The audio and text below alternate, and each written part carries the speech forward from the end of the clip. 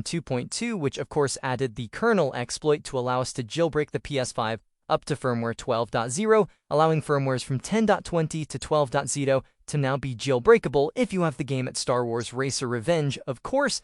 Now, since then, there's been two new updates, 2.2b and now 2.2c. 2.2c improves the GPU read-write stability thanks to EGY CNQ, and also removes the app auto-close function for stability, because that was apparently causing some instability there, where it would automatically close the application, the Star Wars game, after loading the kernel exploit, but that's not being removed, so you'll just have to close it manually, but it does improve stability, so that's definitely a worthwhile trade-off in order to get some better stability with the exploit.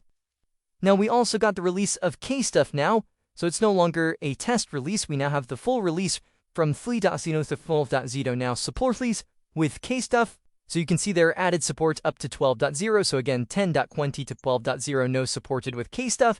There's also been updates to many other payloads like the dump runner for running your PlayStation 5 game backups through the Homebrew launcher. That's not been updated there. That says it's the current way to load PS5 games on 12.0 because the dump installer has only been updated to 11.60. The reason for this is that it seems that the newer way of installing our game dumps used a particular function that seems to have been removed in firmware 12.0 compared to 11.60 and lower, which is why that method does not seem to work and why the dump installer, which uses a new method, also things like shadow mounts, were not working on 12.0, and that's why it only works up to 11.60, and you have to use the dump runner, which uses the older install method to be able to effectively run your game dumps on 12.0. So you shouldn't have this problem on 11.60 and lower, but 12.0 has this issue because of this function that seems to have been removed. So that's an issue at the moment. Now, it seems workarounds are being worked on because there is the Shadow Mind, which I have tested Shadow Mind Plus from Trackmore. You're trying to dial in the performance and stability of this. You know, this is trying to accommodate firmware 12.0, as you can see. We've got improved Kstuff auto-pause behavior and added support for firmware up to 12.0. You can still use Shadow Mint, the normal Shadow Mint functionality, up to firmware 12.0 now, but because of this difference with 12.0, it seems there needs to be a separate version for 12.0 because the way that things are loaded on 12.0 needs to be different now to 11.60 and below, so that's why you now seem to have two different versions. You've got this version, which is for 12.0 only, and then you have this version for all of the previous firmwares 11.60 and below. And then there's also a custom version of Kstuff to be paired with this version of Shadow Minds as well. So this version has been optimized for performance and reliability. And again, there's two versions, one specifically for 12.0 and another one for the 11.60 and below. So I've been trying these methods on 12.0. The dump runner seems to work pretty well. On my 12.0 system, I'm able to load my game dumps. Shadow mounts when paired with the Kstuff 12.0.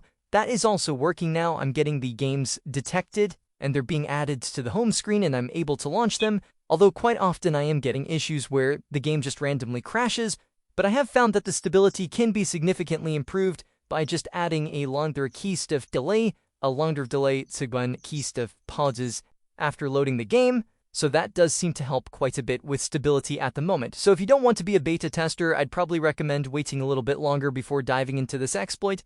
But if you don't mind testing things out and dealing with some instability right now, then you can check out my early setup guide, which shows you how to set up the jailbreak. And then once you have the jailbreak set up and you load Kstuff, you can then use netcat GUI to send any other additional payloads like Shadowmint over to console as well and drag things like so. And we also now have a backup file from Sonic ISO, which can be used to restore the exploit onto a console that does not have an activated account. Obviously, though, restoring somebody else's backup does effectively factory reset your console, so I would always recommend making your own backup first before restoring somebody else's backup file, so that you don't permanently lose everything on your console. But now people who don't have activated accounts have a easy way, effective way to get the exploit installed on their consoles. We're also getting successful backports now created for new PlayStation 5 game backups. So this comes to us from Best Pig, who says, huge thanks to Idle Sauce, who figured out the audio issue. Now we can fix the sound issue on new games and also for games that forced us to enable 3D audio, coming soon to a theater near you. So there was some issues with newer games with audio bugs, but that appears to have been resolved and now it's being figured out thanks to Idle Sauce. So it looks like there will be a fix applied soon for those games. especially with new backports as well, so that we'll be able to backport the newer games on the older firmwares with working audio. So that is fantastic. We now have the app dumper also updated to 12.0, so you can dump your PlayStation 5 games, your retail copies, and turn them into playable backups. And beyond that, we also have a bunch of new PlayStation 5 game backups that are now playable. I did cover a handful of them in Malplabius update, but there's lots more game backups that are playable. Just to name a few of them here, we have Doom the Dark Ages, Indiana Jones and the Great Circle, Silent Hill Et, Split Fiction, Days Gone Remastered, Monster Hunter Wilds, and more. So a lot more playable PlayStation 5 game backups, thanks to the release of this 12.0 jailbreak. So we also have progress updates on the Blu-ray drive implementation of the exploit here. So Dr. Yan Yan said, I'm currently testing poopsploits per BDJ. Unpatching BDJ is acquired here, boss 7.61 of course, and that can only be done while jailbroken, and on 10.1c to 12.0 that will require the Star Wars game, but not ETA on when it will be done. A new person to the scene is working on it, and then he also shared a screenshot showing the exploit loaded with the Blu-ray drive. So yeah, of course, to unpatch the Blu-ray drive exploit above 7.61, you have to run the Blu-ray drive unpatch payload, which requires another jailbreak to be able to do that. So for 10.20 to 12.0, that will need to be the Star Wars game to unpatch the Blu-ray drive jailbreak, so you can then jailbreak with a Blu-ray disc, but there might be some kind of Blu-ray unpatching services that appear to lightbeak the Star Wars game to be able to get the jailbreak unpatched on their consoles up to 12.0. We may see services like that pop up once this Blu-ray drive exploit is released. We also have an update to Homebrew being developed using the Star Wars JIT exploits standalone, without the kernel exploit, allowing us to run Homebrew up to the latest firmwares on the PS5.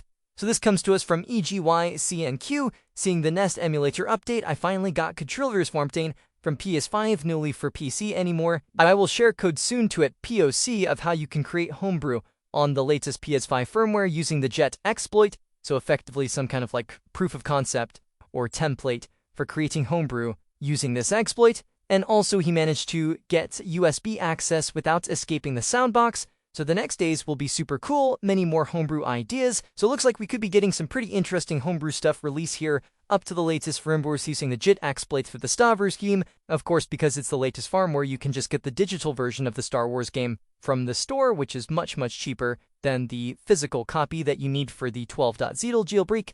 So now we have to address the elephant in the room here. And this is a pretty unfortunate piece of news that has come out, which is that Gajina has basically decided to quit the scene more or less, and there's not going to be releasing a new exploit. So this is the post that has not been pinned on Gajina's account, saying, I am no longer releasing anything public from now on. I am tired of this scene. Good to focus on write-ups and homebrew stuffs. We'll maintain existing things like e.g. Luac0re. Gajina is definitely not particularly happy with the scene at the moment. Now, this probably stems from getting a lot of negative comments surrounding the Luac0re jailbreak because it requires such a rare and expensive game like Star Wars Revenge, because a lot of people are clearly upset about that. I also get comments myself from people who are upset that I'm even covering this jailbreak, despite the fact that I always cover any new jailbreaks for the PS4 and PS5 regardless. Now, it might be because some people just have a misunderstanding of how these jailbreaks are made. I think that if Gajinai wanted to, he could just come drop a jailbreak for the latest firmware that uses the web browser or some application to be as convenient as possible so nobody has to bot a game and everybody would be happy. Obviously, asna the reality, we're gaming a different kernel exploit. We could just load it using different userland exploits like the YouTube jailbreak, the Netflix and hack, or the RP exploit, but the Poops kernel exploit has limitations, so we can only load it using userland exploits like the WebKit, BDJ, and MasterCore exploits, which is extremely limiting, and we haven't had a web browser exploit for years, not to mention that the kernel exploit was not even developed by Gajinga, so he's just doing Devastican with the limitations imposed on him.